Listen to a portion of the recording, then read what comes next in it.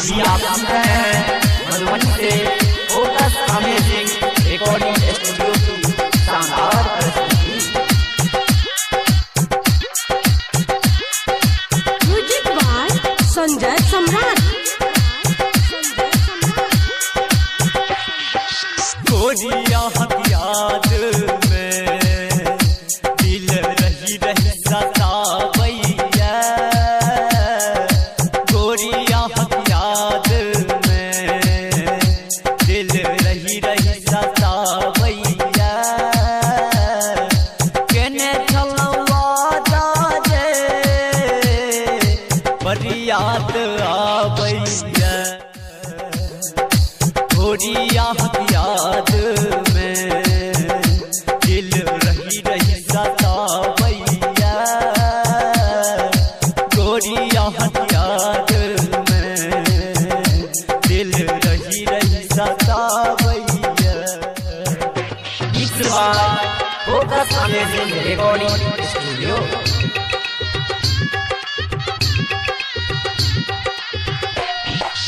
Music by Sanjay सम्राट।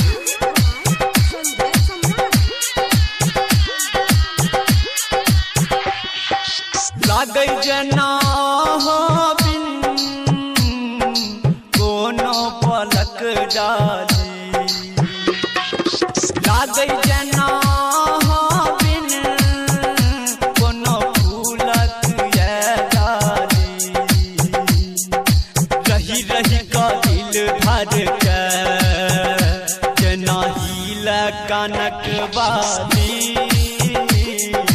रही रही का दिल धर के जना हिल कनक बाली, मुरझल जे प्रीत ये ओकरा जगाबोए, मुरझल जे प्रीत ये ओकरा जगाबोए, एक बेर सुनू ने अहाँ नैना मिलाबुए, एक बेर सुनू ने अहाँ नैना मिलाबुए, गोरिया प्यार में दिल पल पल सतावैया, गोरिया प्यार में।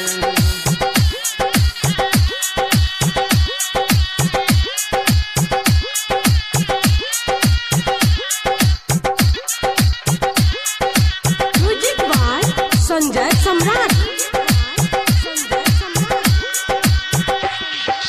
हुसुए ना जुनी रानी कनी हमरा लगाबुए, हुसु जुनी ना रानी कनी हमरा लगाबुए, टूटल रिश्ता के अहाँ फिर सो बनाबुए, टूटल रिश्ता के अहाँ फिर सो बनाबुए, अब कुछ नहीं यारो कहू योर झोर बहैया ये, अब कुछ नहीं यारो कहू योर झोर बहैया ये, देखी का दुनिया सब पागल कहैया ये, देखी का दुनिया सब हमरा पागल कहैया ये, गोरिया प्यार में दिल पल पल कन्हैया ये।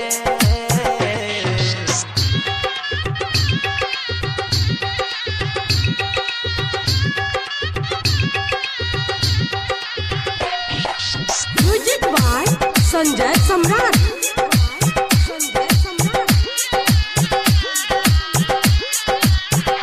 सब मारैया देखू हंस हंस के ताना ये,